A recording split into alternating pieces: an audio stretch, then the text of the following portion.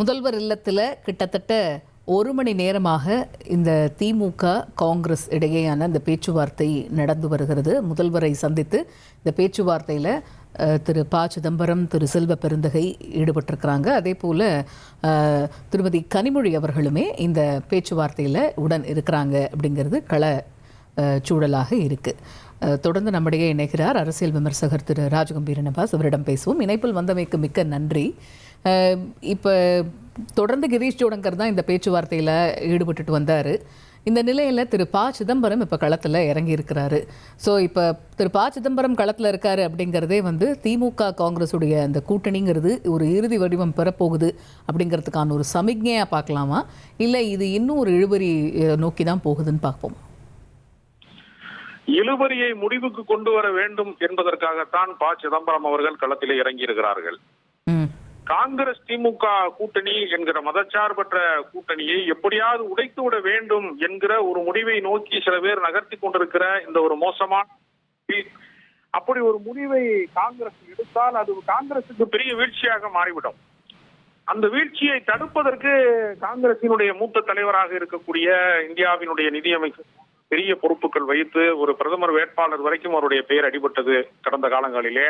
அப்படிப்பட்ட ஒரு மிகப்பெரிய வலிமைமிக்க தலைவராக இருக்கக்கூடிய ப சிதம்பரம் அவர்கள் இந்த பேச்சுவார்த்தை இறுதி வடிவத்துக்கு கொண்டு வர வேண்டும், இந்த இழுபறியை முடித்து வைக்க வேண்டும், இந்த பிரிவு நடந்துவிடக் கூடாது, இந்த கூட்டணி உடைந்து விடக் கூடாது என்கிற அந்த அடிப்படையிலே தான் இந்த சந்திப்பு நிகழ்ந்து கொண்டிருக்கிறதே தவிர தாவேகா பக்கமோ அல்லது வேறு திசைகளிலோ காங்கிரஸ் பயணித்தால் காங்கிரஸ் இல்லாத ஒரு சட்டப்பேரவை தமிழ்நாட்டிலே உருவாகிவிடக்கூடிய ஒரு அபாயகரமான சூழ்நிலை இருக்கிறது. இது காங்கிரசினுடைய வளர்ச்சிக்கு நல்லதல்ல. காங்கிரஸ் வளர்ச்சிக்காகத்தான் நாங்கள் போகிறோம் என்று அவர்கள் சொல்லிக் கொண்டாலும் நடைமுறையிலே அது பெரிய பின்னடைவை தான் தரும். தேர்தல் அரசியலிலே ஒரு முறை தோற்று போய்விட்டால் அடுத்த 5 ஆண்டு காலத்திற்கு ஒரு பாலைவனத்தை சந்திக்க வேண்டும், ஒரு பெரிய பின்னடைவை அவர்கள் சந்திக்க வேண்டும். அப்பொழுது கட்சி இன்னும் மிக மோசமான என்ன வாக்கு சதவீதம் பெற்றிருக்கிறார்களோ அதற்கு தக்க நாங்கள் கூட்டணியிலே தருவோம் என்று எதிர்காலத்திலே சொல்லுகிற போது இப்போது வாங்கக்கூடிய சீட்டு ஒரு 25 சீட்டு என்பது கூட எதிர்காலத்திலே இல்லாமல் போகக்கூடிய அபாயகரமான போக்கு இருக்கிறது. அதை தடுப்பதற்கு இந்த காலகட்டத்தை பயன்படுத்தி கொடுக்கிறார்கள் என்று நான் பார்க்கிறேன். அதான் இப்போ இது ஒரு நம்பர்ஸ் கேம் தான் இப்போ பெருசாக போய்கிட்டு இருக்கு. அதுதான் இப்போ இந்த ரோலே ப்ளே பண்ணுதுங்கிறத நம்மளால புரிஞ்சுக்க முடியுது. இப்போ கடந்த முறை வாங்கின அதே 25 சீட்டை இந்த முறை வாங்குறது அப்படிங்கிறது காங்கிரஸ் தேர்தல் அரசியலில் அவங்க ஒரு செட்பேக்காக அவங்க பார்க்க மாட்டாங்களா? அதனால கூட அவங்க கூடுதல் தொகுதிகள் அவங்க பெற்றே விடணும் அப்படிங்கிற ஒரு முனைப்பை அவங்க காட்டுறாங்கன்னு எடுத்துக்க கூடாது. அதே 25ங்கும் போது என்ன பெரிய டிஃபரன்ஸ் அவங்களுக்கு வந்துட போகுது? அதனால ஒரு கூடுதலாக ஒரு 35-40 சீட் வரைக்கும் அவங்க கேட்கணுங்கிற ஒரு முடிவு எடுக்கிறாங்க போது அவங்க பாயிண்ட் ஆஃப் வியூல அது தப்பா பார்க்கப்படுமா? இல்ல, கூடுதல் தொகுதி கேட்க வேண்டும் என்ற கோரிக்கை தவறல்ல. ஆனால் ஒரு கூட்டணி கட்சிக்கு வழங்கக்கூடிய இடத்திலே இருக்கிறவர்களுக்கு அது எந்த விதமான நெருக்கடியை தரும், கள யதார்த்தத்திலே அது என்ன விதமான வேலை செய்யும் என்பதையும் சேர்த்து சிந்திக்க வேண்டிய அவசியம் இருக்கிறது. எப்படி போனாலும் புதிய கட்சிகளினுடைய வருகையாக தேமுதிக கூட்டணிக்குள்ளே வந்திருக்கிறது, மக்கள் நீதி மையம் வந்திருக்கிறது, ஓபிஎஸ் தன்னுடைய அணியோடு வந்திருக்கிறார், அவருக்கென்று ஒரு பெரிய வாக்கு வங்கி ஒரு சமூக பின்னணி இருக்கிறது.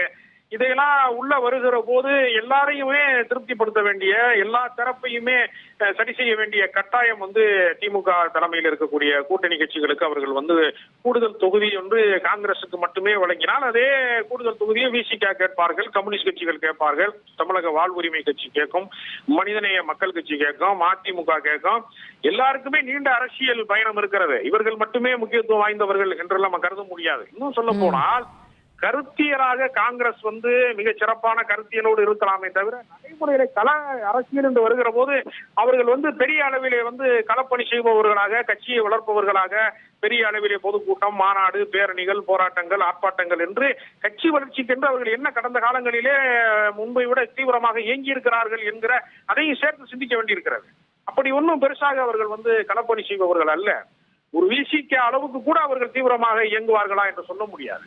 அப்ப அந்த மாதிரி கட்சிகளுக்கு நீங்க ஒரு சட்டமன்ற உறுப்பினர் வைத்திருக்கக்கூடிய தமிழக வாழ்வுரிமை கட்சி வேல்முருகன் தமிழ்நாடு முழுக்க வலம் வருகிறார். அவர் தன்னை பண்ருட்டி தொகுதியோடு சுருக்கிக் கொள்ளவில்லை.